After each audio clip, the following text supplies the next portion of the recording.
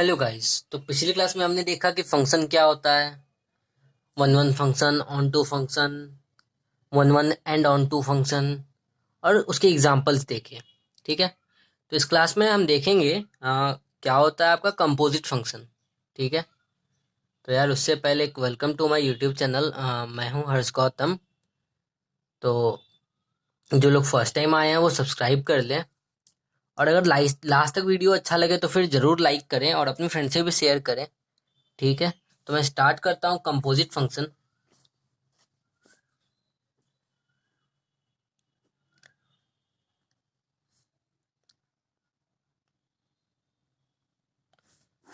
यार composite function जानने से पहले ये जानना जरूरी है कि यार कंपोजिट क्या होता है। तो कंपोजिट क्या होता है भाई? कंपोजिट हो जाता है आपका जब दो या दो से ज्यादा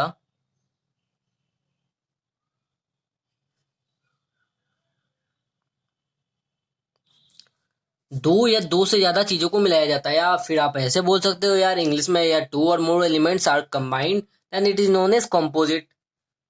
तो यार कंपोजिशन भी आप सुने होंगे, उसी का वर्ड हो गया आपका कंपोजिट। तो यार कंपोजिट फंक्शन क्या होता है? तो जैसे फंक्शन हुआ, फंक्शन तो आप जानते हो जब दो या उससे ज्यादा फंक्शन को मिला दिया जाए, जब उन दोनों को मिला दिया जाए तो वो बन जाएगा आपका कंपोजिट फंक्शन। तो अब बोलोगे भैया यार कैसे मिलाओगे? तो हम देखते हैं कैसे मिलाएंगे। तो मान लेते हैं आपका एक फंक्शन हो गया एफ ऑफ एक्स बराबर, मान लो आपका ये फंक्शन हो गया कॉस एक्स। अब इसमें आपका फंक्शन का वैल्यू कहाँ से कहाँ तक है? एफ आपका एक्स का भी, एक्स भी रियल है और आपका एफ ऑफ एक्स भी रियल है। ठीक है। अब दूसरा मान लो जी ऑफ एक्स आपका 3x² हो गया।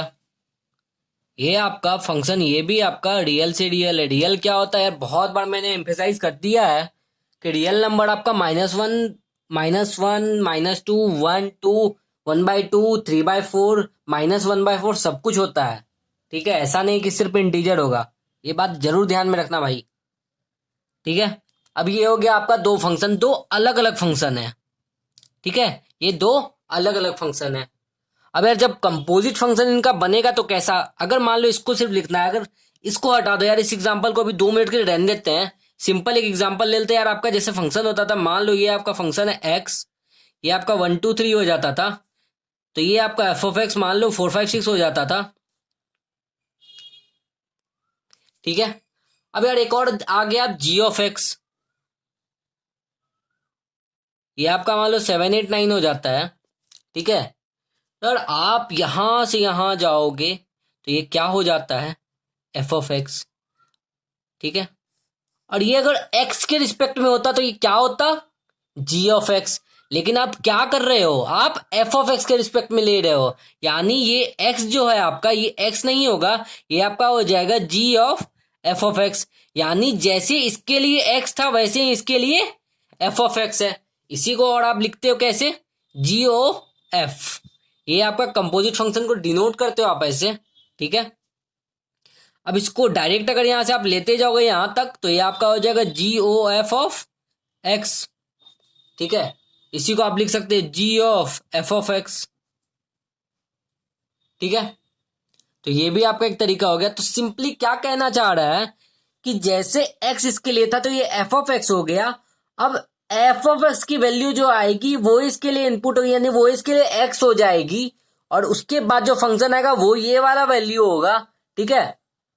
नहीं समझ में आ रहा होगा मुझे पता है, इतना आसानी से समझ में आ जाता तो मेरा क्या जरूरत था भाई।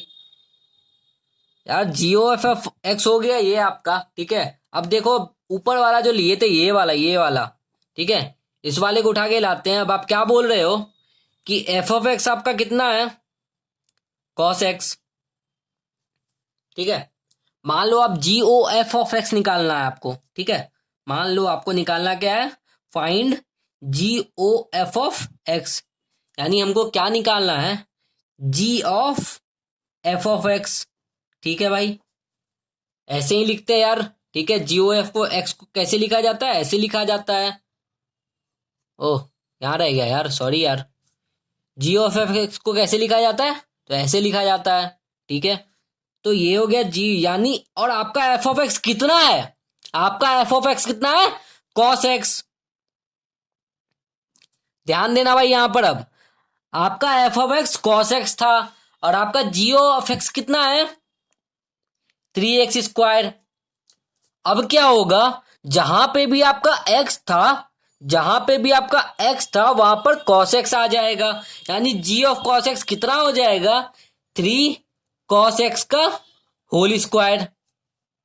समझ में आई बात, ऐसे आपका कंपोजिट फंक्शन जाता है। ठीक है,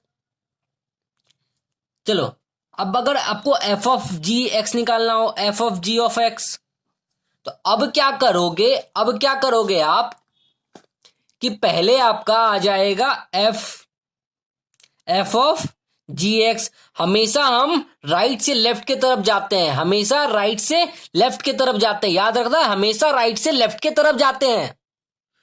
तो F of G of X हो गया अपना। अब जी ऑफ एक्स की वैल्यू क्या है, 3x²। यहां देख लो भाई, 3x² आपकी जी ऑफ एक्स की वैल्यू है, तो ये आ गया यहां पर। अब क्या होगा, एफ ऑफ एक्स आपका कितना था, कॉस एक्स था, तो अब एक्स जहां पर था, एफ ऑफ एक्स की वैल्यू वो थी, अब एक्स जहां पर है वो हो जाएगा एफ ऑफ कॉस, ये माफ करना यार, अब ये हो जाएगा आपका कॉस ऑफ 3x²। एक्स के जगह पे 3x² आ गया। ये क्वेश्चन भी था यार आपका, एनसीईआरटी का एक एग्जाम्पल का क्वेश्चन था। ठीक है, आपका एग्जाम्पल नंबर मेरे हिसाब से यार 16 नंबर क्वेश्चन था। ठीक है, तो ये उसमें क्वेश्चन था कि G O F not is equal to F of G, ये प्रूफ करना था आपको। तो ये आपका एक तरह से प्रूफ भी हो गया, कहानी खत्म है, सेट है कहानी। यार यार नहीं समझ में आएगा फिर से पूछ लेना यार, कमेंट सेक्शन में बता देना, मैं फिर से एक बार ट्राई करूंगा बताने के लिए। ठीक है, अभी आ जाते हैं यार एक और एग्जांपल देखो जिससे आपका क्लियर हो जाए। ठीक है, मान लो आपका फंक्शन एफ क्या है, मान लो यार, मानते तो चले आ रहे हैं यार, मैथ तो मानना ही है यार। ठीक है, एफ आपका यहां से यहां हो गया, कहाँ गया, 3 4 5 9, यानी एक्स की वैल्यू आपकी कितनी है, 2 3 4 5, और एफ ऑफ एक्स की वैल्यू कितनी है, 3 4 5 9। इनमें से कोई भी हो सकता है।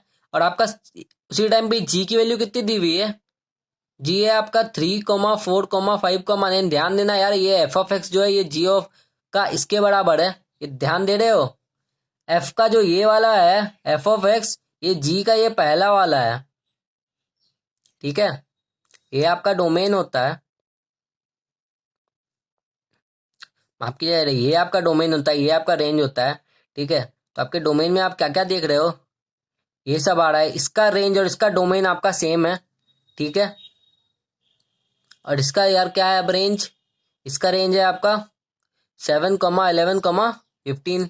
यार मैं रट के कुछ नहीं बैठा हूँ, क्या करूं, मैथ यार कुछ लोग रट जाते हैं यार, कमाल है यार, मतलब सैल्यूट।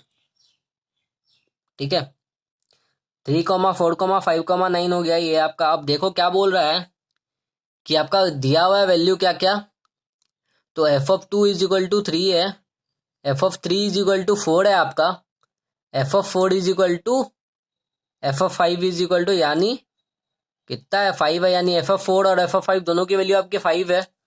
उसके बाद क्या है आपका जी ऑफ 3 आपका जी ऑफ 4 के बराबर है, यानी वो 7 है, और जी ऑफ 5 आपका जी ऑफ 9 के बराबर है और वो 11 है। ठीक है भाई, अब क्या बोल रहा है, जी ओ एफ निकालने के लिए बोल रहा है आपको।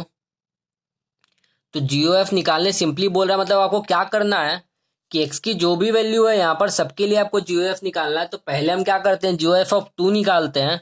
तो मान लो जी ओ एफ ऑफ 2 निकालना है, यानी जी ऑफ एफ ऑफ 2 निकालना है। यार पहले ही मैंने बताया ये, एफ ऑफ 2 की क्या वैल्यू है, जी ऑफ 3 निकालना है। यार जी ऑफ 3 की क्या वैल्यू है, आपका 7 है, तो ये आपका आ गया है 7। अब क्या हो गया, जी ओ एफ ऑफ मान लो 3 निकालना है यार। ठीक है, जी ऑफ एफ ऑफ 3 निकालना है। अब यार एफ ऑफ 3 की वैल्यू कितनी है, एफ ऑफ 3 की वैल्यू 4 है, यानी जी ऑफ 4 निकालना है, और जी ऑफ 4 की वैल्यू कितनी है, 7 है। यार बाकी वैसे ही आप निकाल लोगे यार, तेज हो आप यार, टेंशन नहीं है मुझे। तो इतना सारा हो गया, ये आपका पूरा का पूरा कंपोजिट फंक्शन है। मैं कहानी बता रहा हूँ आपको, बेसिक चीजें, बाद बाकी प्रैक्टिस तो आपको ही करना है, कितना भी कोई बता दे यार, अल्टीमेटली प्रैक्टिस आपको ही करना है। ठीक है, तो आज का क्लास मैं यही खत्म करता हूँ। नेक्स्ट क्लास में आपको यार इन्वर्स फंक्शन के बारे में बता दूंगा, ठीक है। उसके बाद मैं देख लेता हूँ कौन सा चैप्टर आपके लिए स्टार्ट कर रहा हूँ। तो तब तक आप एक काम करो, क्वेश्चन सॉल्व करो, प्रैक्टिस करते जाओ करते जाओ करते जाओ यार, मन लगा के मैथ्स में प्रैक्टिस करो, ठीक है।